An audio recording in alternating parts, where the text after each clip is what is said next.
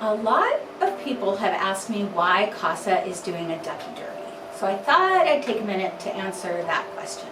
Last year was the first annual CASA Ducky Derby, and it was great fun. It was amazing to do something fun and different, and the community really got into it. And then this year it was scheduled for April, but that didn't happen. We had to postpone because of all of the concerns that our community has with the pandemic.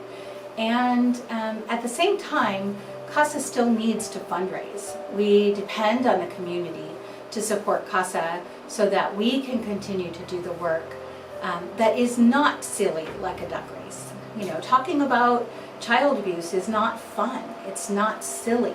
But the bottom line is it's happening every day in our community, and children are hurting. And our goal is to make sure that we're there anytime a child needs advocacy. Throughout this whole time, from the very beginning of the pandemic, the shutdown, the stay-at-home orders, all of that, our CASA volunteers kept doing their work. Now, they did it differently. Instead of seeing the child face-to-face every week, which is what they normally do, they found different ways to stay in touch. And so they got really creative, and I'm just so amazed at some of the things they've done. Everything from, we had volunteers who'd never used Zoom before, and all of a sudden they're using Zoom to check in with their kids. They did craft projects via Zoom or FaceTime. We had a lot of volunteers who did like drive-by birthday gifts or check-ins, or sometimes they would just drop off a game that then they could play virtually with their assigned youth. But the really important work kept going. So all through these last 4 months, CASA volunteers have continued to report in. We filed more than 100 court reports just in the last few months, and they were all turned in on time with valuable information for the court. So that work that CASA volunteers do, that has continued.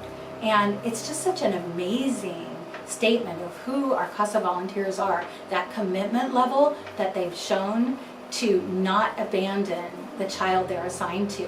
It's really inspiring to all of us.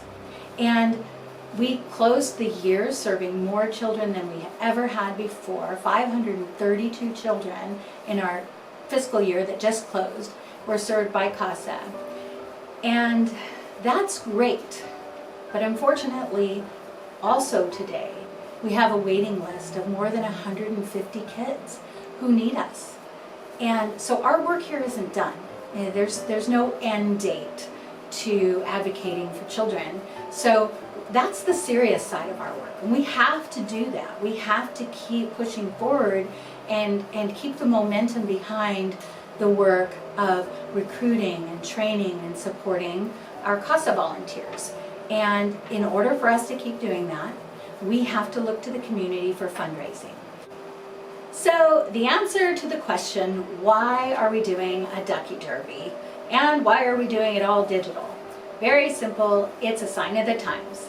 CASA needs to continue to fundraise so that we continue to support our volunteers that continue to do the hard work of advocating for children who most need us. And because they keep going, we'll keep going. Our kids are depending on us for this, and we're just not going to stop. So we appreciate that everybody is patient with us when they see a duck dance video or an email talking about the Ducky Derby.